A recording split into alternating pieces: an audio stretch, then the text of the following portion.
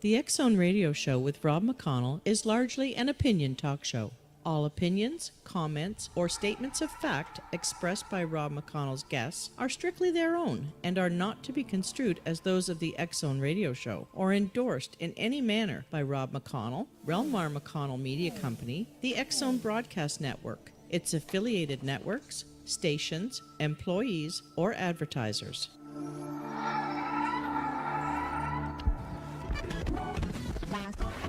All Hit Radio.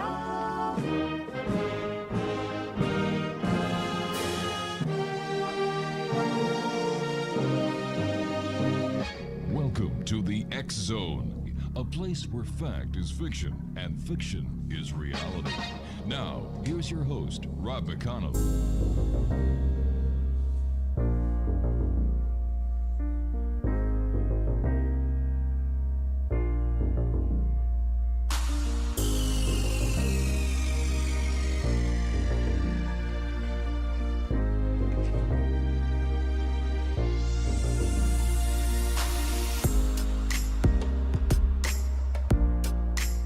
And welcome back to the X Zone, everyone. I am Rob McConnell, and we're coming to you from our broadcast center and studios in Hamilton, Ontario, Canada, on the X Zone Broadcast Network, iHeartRadio, Mutual Broadcast Network, Talkstar Radio Network, Simul TV, and of course, on Simul Radio. Now, if you'd like to send me an email, xzone@xzoneradiotv.com, on all social media sites, X Zone Radio TV. Just a note before we get to our two guests this hour. The X Chronicles newspaper for September and October will be issued Monday morning, and it will be available for each and every one of you with our compliments online. 92 full-color pages. You can either read it online, download it, or if you want to pay for it, you can go to Amazon.com and pay for it. But why pay for it when we're giving it to you for free? All you need to do is go to www.xchroniclesnewspaper.com. Exonation, my guests this hour are Heidi Steffens and Tim Donahue. Now, Heidi's own spirit experiences started when she was a young child. She first started seeing spirits and images others couldn't understand when she was very young. Heidi has memories from before she was 4 years old. She didn't understand why she could see what others could not. And there was no one in her family that understood what she was experiencing or going through. Heidi chose to stop talking about these things, and you must admit, it would be very scary for a child, let alone an adult. The fear prevented her from understanding why spirits were there with her. The fear also kept her in a state of feeling watched, paranoid, and on the edge until she was in her 20s. Joining me now is Heidi and Tim, and to the both of you, welcome to the X Zone. Thanks for having us. We're excited to be here. Yeah, thank you. Oh, my pleasure. My pleasure. What was it like growing up? I can't imagine. Here you have this gift, and there's no one you can turn to. Yeah, and I don't know that I would call it a gift when I was growing up. It was anything but. It was very confusing, and I was frightened a lot. Mm-hmm. And there wasn't anybody that I could talk to about it. So it was really just trying to get by day to day and just learn how to live with it until I could start figuring it out on my own when I got a little bit older. What was the turning point where you decided, I've got to face this, I have to find out what it is and why I have this ability? That was probably in my early 20s. I had reached the point where I had to decide what was going to happen. Mm-hmm. I was either losing my mind or this was happening for a reason. And I look back now and know that when I had this pivotal point, it was really one of my spirit guides. I didn't realize at the time, but one of them coming in and saying, you need to figure this out. And so it was almost like having a conversation with someone that wasn't there that would help talk some sense into me and understand that if I would just calm down and take a more logical and rational approach to it, I could see that really there hadn't been anything happening to me that was negative. My experiences were scary just because I didn't understand them. And by just slowing down, asking myself some, logical questions of, why is this happening? What's Sure. going on? I would be able to start figuring it out. And that's really when I started working with it in a healthier way. What was it like when you first realized who you were dealing with, what you were dealing with, and the importance of the task and the journey that you had been put on? Well, again, that was probably in my early 20s. I had really just been floundering up until that point and doing my best to just keep my head on straight. Once it was clear to me that this was happening for a reason and I was, supposed to figure it out, Yes. it was quite a journey. And at that point, what I realized is that my spirit guides, who had been with me my whole life, had started opening up clearer channels of communication to help me figure it out, and show me what was present, what all these beings were, who they were, what they wanted, and they started helping me. So really, my first teachers were my spirit guides. It was not even anyone that was human. Was there one spirit in particular that you used to communicate with most, and do you still communicate with that spirit today? With my spirit guides, yes. There isn't a name that I could associate with any of them, but there seems to be a couple of them that I work with on a regular basis.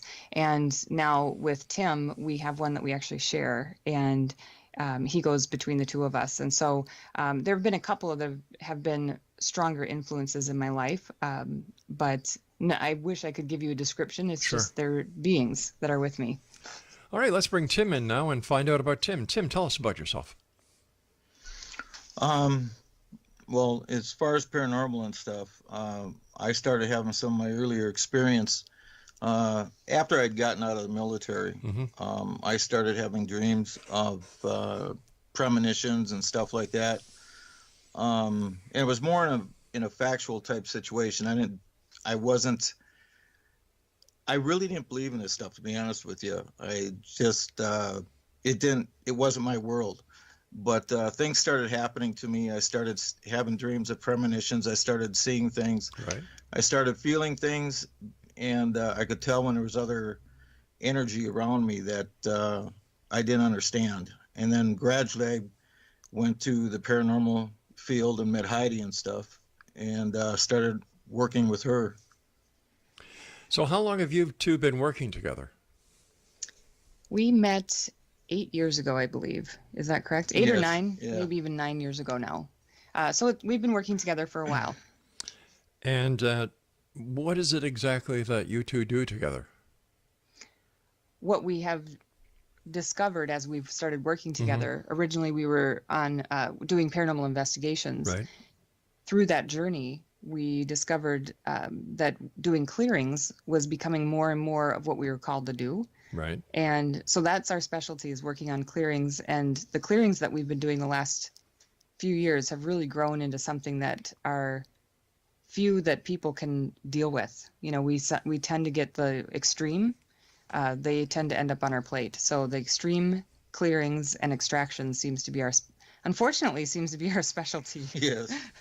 I don't choose that, but they end up on our plate. So You seem to find us. yeah. I was just going to ask you, how do people find you? And, what's entailed in somebody calling you? Is there a screening process that they go through? Do you just, how do you handle it? Let's say, for example, I call you up and I say, "Hi, Heidi and Tim, it's Rob. I think my house is haunted. I think there's something here." What would you do from that point on? We have a series of questions that we would ask someone to determine if it's real, first of all. I'm surprised at how often we don't get pranked, or that people are just looking for a kick. Right. Usually when people end up on our doorstep, they've already gone through groups or other people that have hit kind of a dead end and don't know where to take the situation as it's happening. They're trying to resolve something for someone or family, and they hit a dead end and it gets handed over to us. So we usually get a lot of referrals from other paranormal groups, mediums, intuitives, shamans. We tend to get the ones that stump everybody else, and that's good. I mean, we will stay on it until we finish it. Yep. But people do contact me directly through my business, or through our paranormal group and ask, hey, I have I think I have a haunted house, or I have this weird activity. What do I do? Or can you help? Depending on the level of activity, we may refer them to another group or someone else that can do that. We tend to want to focus our time on more extreme cases because that's where we find our talents lie.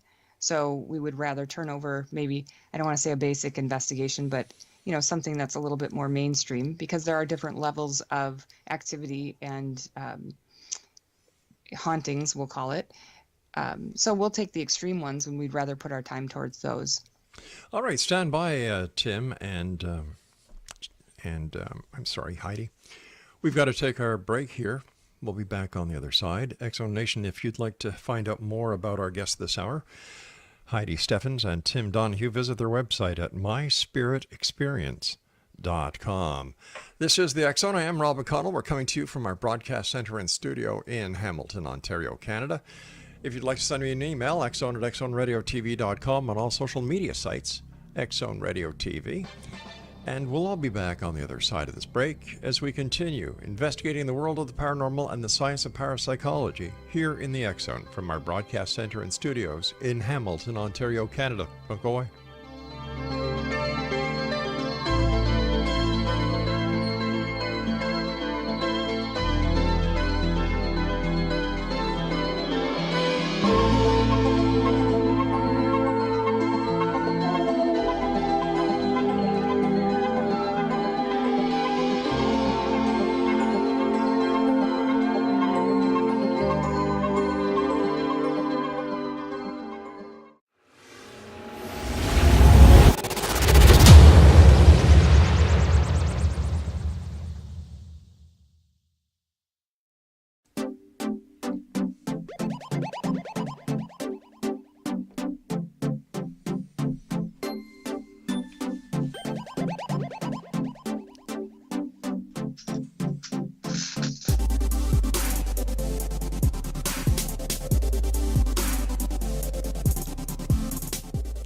X-Zone Nation, our guests this hour are Heidi Steffens and Tim Donahue.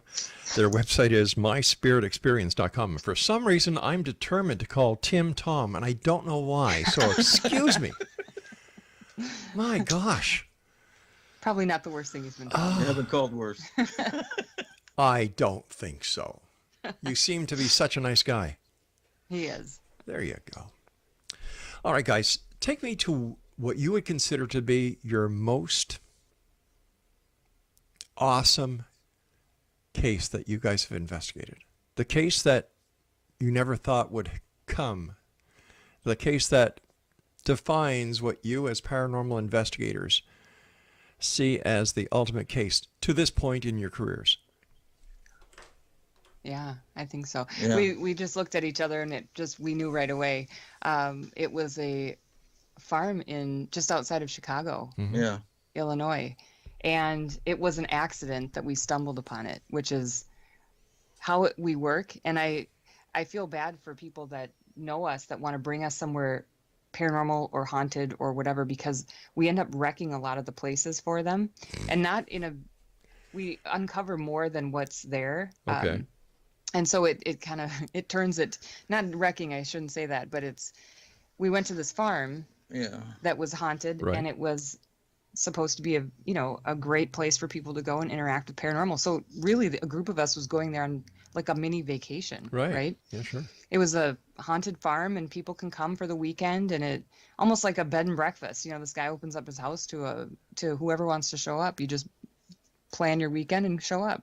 Right. So we a bunch of us were thinking, oh, this is going to be a nice relaxing weekend. And a few people couldn't go, so it ended up being 3 of us that went. And we had heard all sorts of good stuff about it. The spirits are so friendly. This guy that lives there, it's like his family, and they're so welcoming and hospitable, and you got to see it. You would get a kick out of this place. And so we were excited to go. Yeah, I was really looking forward to it. And we get there, and the gal that had been there before, who was with us, a friend of ours, she's looking around, and we come into the place feeling like something's not right. Mm-hmm. And we get inside, and there's not a spirit to be found. They're scattering like cockroaches when the lights turn on. And we were walking around thinking, well, this is weird. And she said, it is weird. Usually they come out and they're greeting you and hello, how you doing? And nobody's here. I said, well, that's interesting. Yeah. And from there on, we were there for 4 days, and we kept uncovering information and energies that didn't line up with everything we had heard about the place. And what we had found in being there is that everything that had been presented to everybody prior had been a fabrication of one extreme being. And it was a very negative being. It was like a puppet show that was being run with one big entity behind the scenes. Right. So. And it was extremely dangerous. We asked to have no information about the property before we went, because we just wanted to discover and enjoy for ourselves. And so we had no information other than there was a lot of, what we had just said, that they were just friendly and wanted to introduce themselves and hang out with us. And that was not the case. And the more we were digging and doing our own investigating, it turned into our own investigation. We started to see that there was one very, very dangerous entity, non-human, connected to the earth energy. And to some level, I don't know that I would say demonic, but on that level, somewhere around there, it was extremely negative. And while we were uncovering it, this being is just getting wild, because we're finding out things that nobody has found out before. And we actually presented our findings at the end of our stay, and the owner of the house was furious, and he hated everything that we said about the place, but he agreed with us, because what we told him filled in every single blank that no one had been able to explain to him. Yeah. Every other medium, every other investigator, everybody that had been there before, like, they bought the puppet show. Yeah.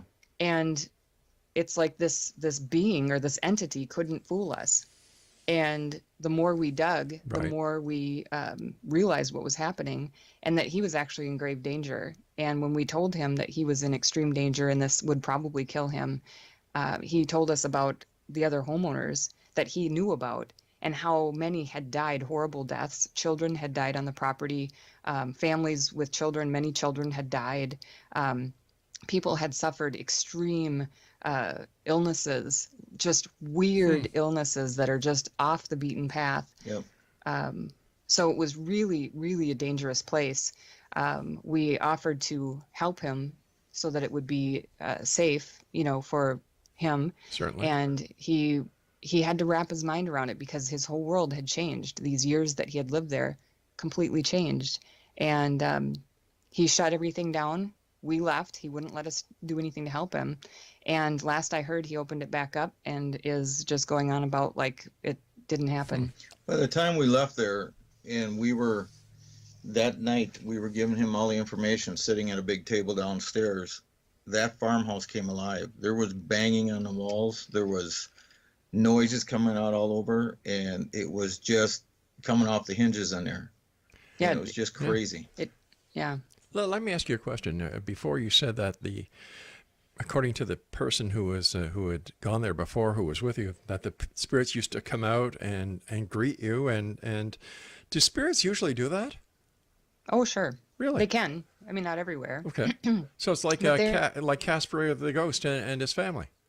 A little bit. Yeah. Wow. I mean, spirits aren't that different from human beings. Well, I think there's a big difference. Sometimes. One's dead and the other's alive. Yeah. I mean, we're all still these eternal souls. Right. Either with a body or without a body. Mm-hmm. And sometimes we're just not that different once we leave our human body. Right. And depending on if there's still things that they want to do here, they have to do, they are, whatever their reason is for being here, they don't necessarily get too different than a regular human. So, so some of them can be very sociable, very charming, very non-threatening.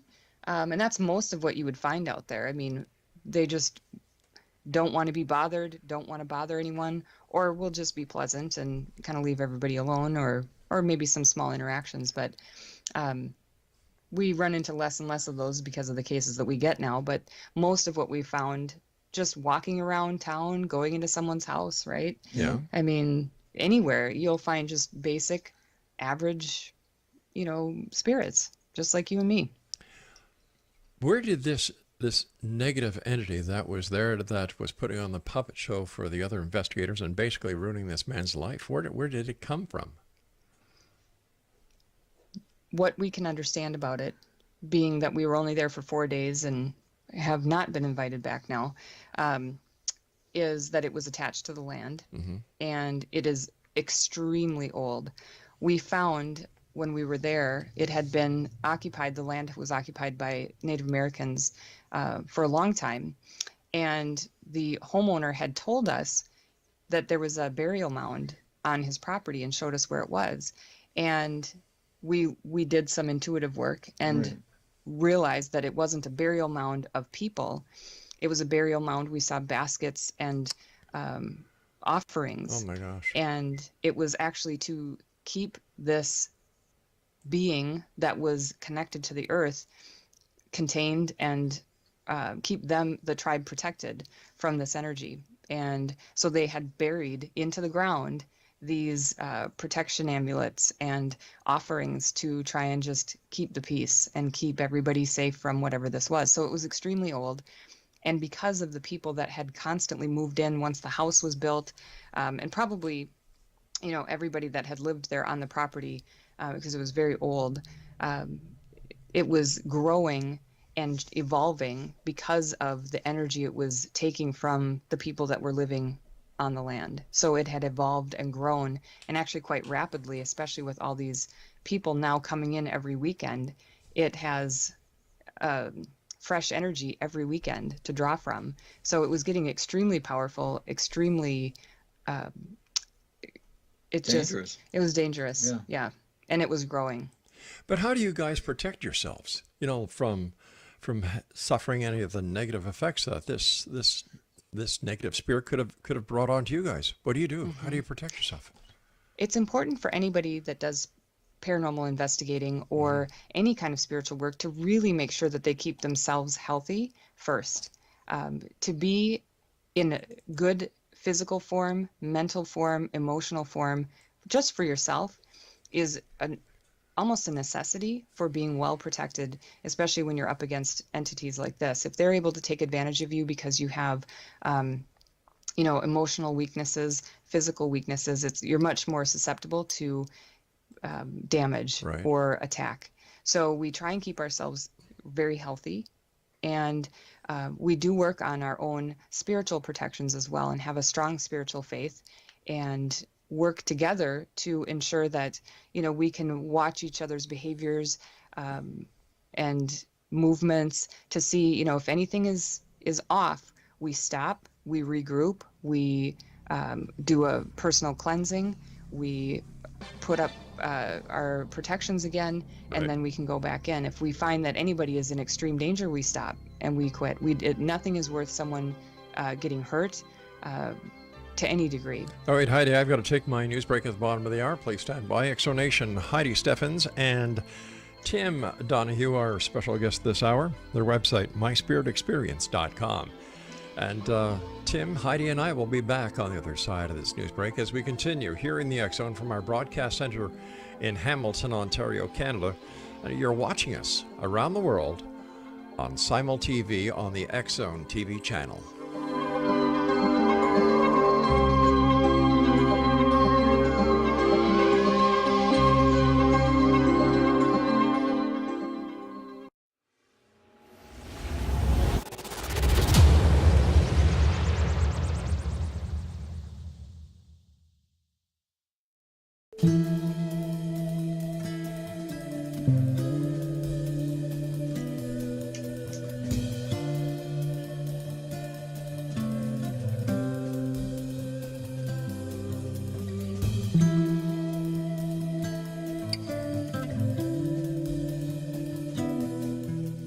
Welcome back, everyone. This is the X Zone. I am Rob McConnell, and my guest this hour is Heidi Steffens and Tim Donahue. Their website is www.myspiritexperience.com. Now, before we get back to Heidi and Tim, I would just like for you to jot down this telephone number. Area code 605-477-9614. That's 605-477-9614. And that is the telephone number to listen to the X Zone Broadcast Network anywhere. It's a toll-free number, and you can listen to any of the programming that we have. And for our program guide on the X Zone Broadcast Network, go to www.xzbn.net. All right, Tim, what has been your most shocking experience? Like, I mean the experience that had the adrenaline going, the little hairs on the back of the neck standing up, and those goosebumps, and you nearly saying, that's it, I'm going home. I guess my big experience was when I was at Ohio State Reformatory. We were, it's a prison down there. Mm-hmm. And I was in a cell doing some EVP work, and I was provoking a little bit, which I usually don't do and shouldn't do, but I did. And I felt a sudden chill coming over me. And as we walked out and we left that cell, I kept going, and it felt like somebody had taken a dinner-sized plate and put it in a freezer for about 3 days and stuck it between my shoulder blades in the back. And at that point, it felt like I was freezing from the inside of my body out. It was just like my bones were freezing on the inside and the cold was coming out. So with all that said, then I started looking for a records room I didn't know nothing about in the basement. And I went down there and started looking through all the cells. And Your behavior was incredibly disturbing. I mean, more, it was subtle at first, but you were very, you were starting to stumble in walking. Your words were starting to slur. I mean, yeah, it was different because that's not your normal behavior. Yeah, I was losing my balance and everything. And my core temp started dropping real bad. So I started freezing, literally from the inside out. Mm-hmm. Yeah. What we figure when we got done, when we realized what was happening, we got him out of there. Because at the end of the evening, he had curled up on the basement floor of this prison that was damp, it was dirty, it was disgusting. Yeah. And he curled up in the fetal position and said that he was cozy and he was going to take a nap. And we thought, okay, that's not Tim. No. So we got him up. We're able to get him up to the central command and start warming him up. His core temperature had dropped extreme. Yeah.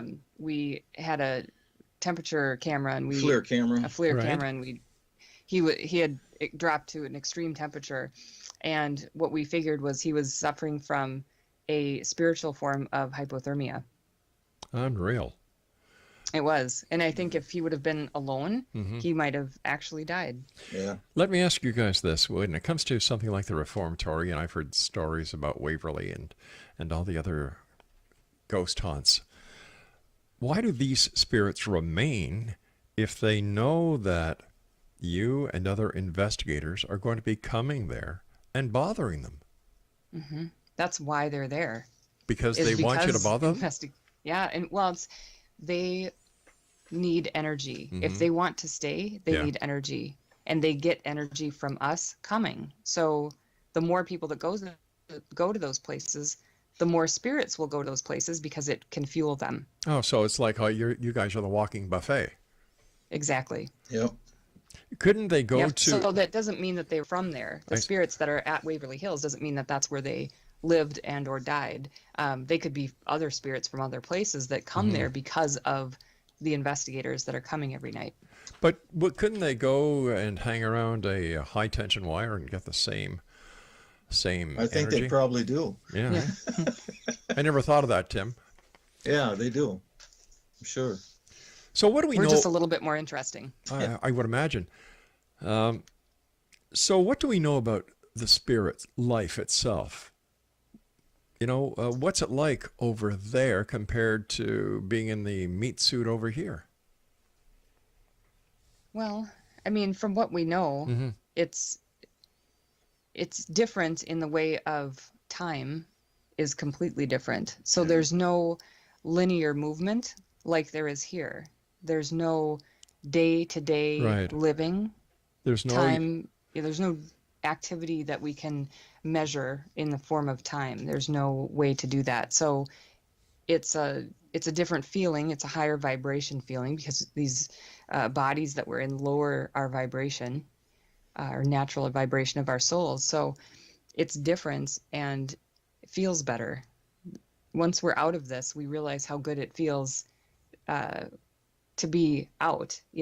We don't understand what it feels like sometimes to be in these bodies, but it's very uncomfortable for spirits. And once they're out, it's like you can breathe again. Well, let me ask I you this. guess. Is what we call spirits actually our soul? That's some of them. Yeah. I Because, mean, it's because oh, go ahead. no, I'm just trying to correlate this, because if we're talking about the spirit is within us and when we die it is released, isn't that what many people believe happens at the time of death with the soul? Yeah, our eternal soul is what is forever. Mm-hmm. And that's what is part of this body that we're in. It is the body. Right. They're one and the same, almost. Spiritual body. Spiritual body, and then your human body that you take form to come here and do whatever it is you came here to do. And then when your time is done with the body, you release and do whatever you're supposed to do next, possibly in a spirit place, another dimension, another plane. And if you're coming back to learn more lessons, you come back, you're reborn into a new body, and you do it again. But there's other entities that we're dealing with too. It's not all human souls. There's a lot of energy out there, and I think it comes from many different things. So when you're saying that there just isn't human souls out there, who else would be out there? Well, there's earth energies. Right. There's demonic. There's just energy that comes from things. I mean, everything that's around us has energy of some type or another. And there's so many that just haven't been human, Right. but they can still be beings, intelligent beings. And we may not, understand where they come from or how they come into being, but they're still just as present and can interact just like a human soul could. Wow. Do these spirits ever leave, or do they just stick around until the end of time? Well, it depends. It's some of them, I'm sure we don't understand it all, but I know some probably got something here they're supposed to do or complete or Right. are looking for or not sure of. And there's other ones that I don't think they really know what they're doing. And They're some, stuck. and some are here to do jobs for our experience. So they're not going to go anywhere because they are contributing to our lessons and what we are here to do as humans. So that's part of these energies that we are sometimes dealing with. They're not supposed to go anywhere, or, sometimes they do go somewhere if they go off the rails, they go rogue or something. But some of them are working just like we're trying to be human and get through the day and figure out what we're doing next. So are they. They're there to do a job, and they have work to do, and it affects us here in this place.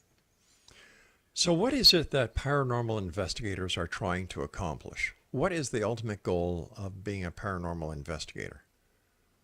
Proof of spirit, Yeah. proof of spiritual activity, proof of, beings outside of human bodies, proof of the afterlife. I mean, Trying to understand it all that we have questions for, and you're never going to get them all the answers. I mean, it just basically when you go down this path, it just offers up more questions, but you gradually get some evidence along the way, and you keep going forward. Wouldn't it be easier just to go to a medium who can actually communicate with the other side and have the medium ask the spirit on the other side the questions that need to be answered? yes, we do that. We're both intuitives, and are mediums as well, and so we can talk to spirit, and that's how we do actually a lot of the work that we do is work with our spirit guides. But it's not just that easy to ask a question and get an answer. Spirits or spirit guides or whoever we're trying to talk to either sometimes can't give us the answer, won't give us the answer, or they try and we don't understand. So it would be very easy for a medium to give us the answer if they were interpreting it correctly, if they were getting it at all. There's so many reasons why we can't just do that.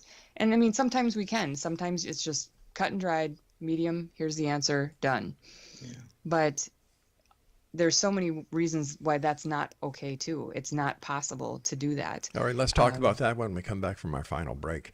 Exonation, our guests this hour are Heidi Steffens and Tim Donahue. The website is www.myspiritexperience.com. And we'll all be back on the other side as we wrap up this hour here in the X Zone from our broadcast center and studios in Hamilton, Ontario, Canada. Don't forget, check out the X Zone TV channel on Simul TV. Just go to www.simultv.com. That's SIMULTV.com.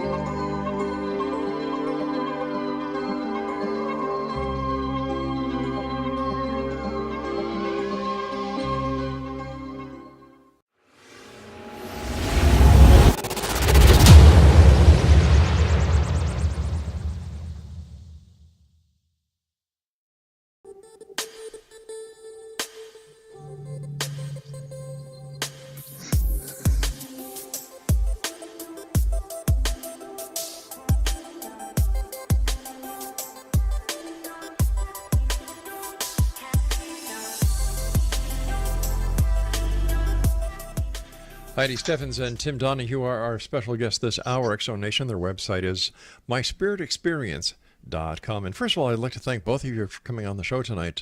Fascinating talking to you. Oh, thank you. It's been fun being here. And thank you for having us on. Hey, my great pleasure. A question for you. Do spirits have a sense of humor at times? Yes. I know spirit guides do. We have a spirit guide who is hysterical. Really? And you expect these spirit guides to be like Gandalf or Dumbledore or something. It's just you expect them to be this proper, magical, otherworldly being, and he's a cut up sometimes. Really? Yeah. And he can be really sarcastic, but he knows that that's sometimes how we can be, and so he knows that that's a good way to connect with us. But there's a lot of spirits that have a good sense of humor and can be really funny. They can play practical jokes on us. They can move stuff around and, in the way that we get, the humor in it. Yeah, I mean, that's where we were talking earlier about they're not that different than us. They just don't always, they don't have a body, but they're not always that different. I would imagine for a paranormal investigator, it's hard when dealing with children. How do you guys cope with that? Children here or on the other side? On the other side. Children on the other side, it's not that different than dealing with human children. But you have to be careful too, because we've found that sometimes people let their guard down when there's kids involved, and they ease up or they lighten up their protections. And what we have found is that sometimes spirits use children to do just that, so that we are more vulnerable and open, easier to attack. So we are usually a little bit more suspicious when there's children spirits involved. What is the number one hazard or danger being a paranormal investigator that you people have to pay special attention to? Well, attachments and yeah, I mean, sometimes it's hard to see when you have picked something up, you yourself, because it's sometimes very subtle. And so you just have to be very careful that you are really, yourself, and you are healthy. I mean, if someone doesn't feel good and then they're doing paranormal investigating and then they just don't feel good again, how do they know? How do you know that it's you or it's an entity that's attaching to you or drawing from you? How do you know? So it's so important. And I see so many paranormal investigators that just aren't healthy and they don't keep themselves in top form or do what they can do to keep themselves healthier. And it just leaves them open and vulnerable to attack. Right. I've often wondered if when people go to these estate sales or if they go to the auctions or flea markets, garage sales, if they're actually bringing negativity or negative spirits into their house with them, and if they are, how do they get rid of them? It happens all the time. Really? Yeah. Every time you grab something, a lot of times if it's not yours, and especially if it's old, Yeah. it can hold a lot of energy. And yes, you will bring it home. And that doesn't mean it's negative. Right. But whatever the energy is, it will go with that item sometimes. Yeah. So how would a homeowner or how would a couple who likes going garage sailing, like I know a number of my friends just live for Saturday so they can go out and buy somebody else's junk. I don't understand it. Yeah. You know, you spend all year emptying your garage just to go out the following year to fill it up again. It makes no sense. There you go. But how do you protect yourself? Is it, we can't say buyer beware, and we really can't go up to the guy who's selling and saying, listen, psst, get over here. That nice table, is it haunted? Is there some way of testing the product before you buy it, bring it home to see whether or not it's got a negative attachment to it? Well, some people are intuitive and can tell that the energy with the product or whatever it is, that it just, something's not right. Yeah. A good general rule is to just energetically clear everything that you buy through even just a basic and very simple ritual cleaning. You know, you can use sage, Palo Santo, divine light, whatever it is that resonates with you, and just ask the piece to be cleared of anything that is not beneficial, that is not helpful, and ask your higher power, whatever your divine source is, to work through you to help clear this piece. It's very easy. It doesn't take very long, and it usually is pretty effective. You know, sometimes those stronger beings that we've dealt with, they don't go away with just a quick little brisk cleaning. Right. But for 95% of pieces out there, it would work just great. Is it my imagination, or is there more demonic or evil possessions and hauntings happening these days? I don't think so. No, I think there's, there may be more activity, but demonic, I don't know if it's that. There's a lot of spirit energy out there. And sometimes it's hard to tell because spirit, depending on what it's doing, can seem, demonic. I think people are quick to label something demonic when it isn't. I know that as a planet, we are shifting, and we are slowly but surely raising our vibration, which creates a energy balance, that the energy has to balance itself out.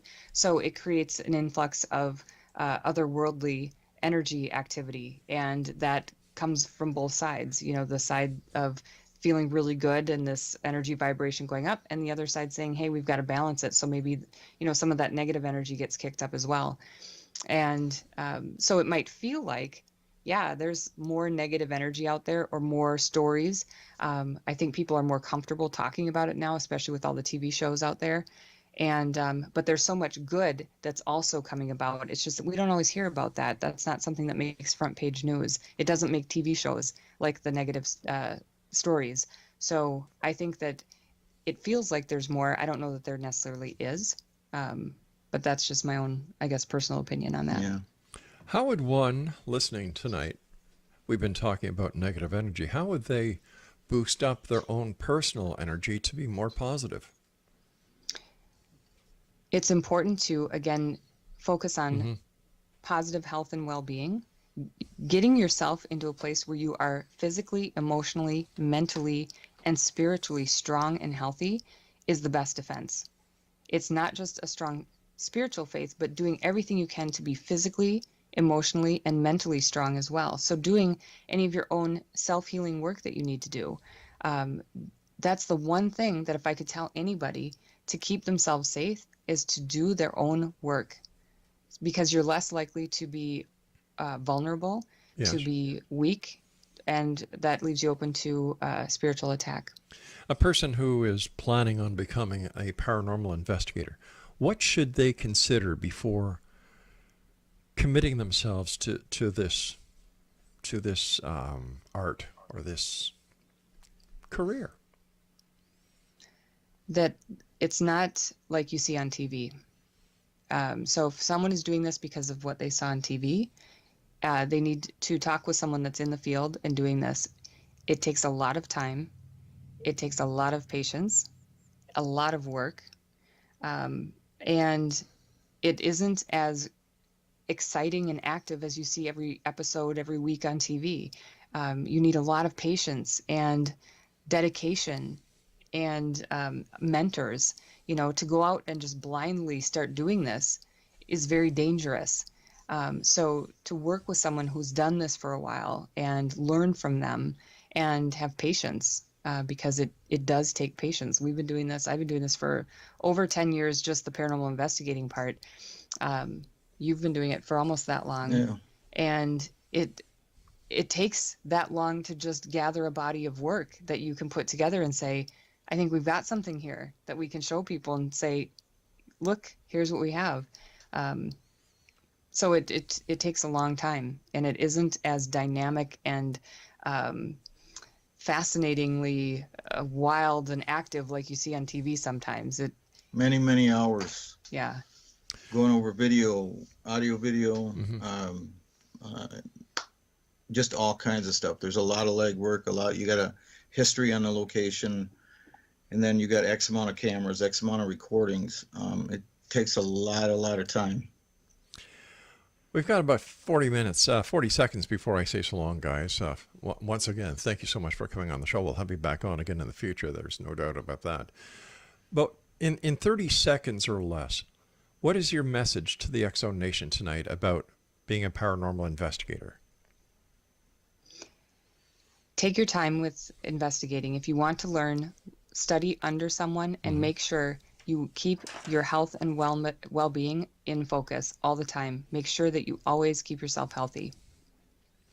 Tim and Heidi, I wanted to thank you so much for joining us, and let our listeners know how they can find out more about you, and if they would like to contact you, what's the best way to do it? Through our website at myspiritexperience.com. That is the best way to get a hold of us. There's a contact page right there. All right, guys, thank you so much for joining us, and keep up the great work, and keep in touch with us. If there's anything that needs to get out to the world, let us know. We'll get you right back on. Perfect. Thank you. Thank you. All right. Good night, Tim. Good night, Heidi. X Zone Nation, once again, our guests this hour have been Heidi Steffens and Tim Donahue. And if you'd like to find out more about either one of them, if you'd like to contact them because you have a problem, www.myspiritexperience.com. I'll be back on the other side of this break as we continue here in the X Zone from our broadcast center and studios in Hamilton, Ontario, Canada, on the X Zone Broadcast Network and Simul TV on the X Zone TV channel.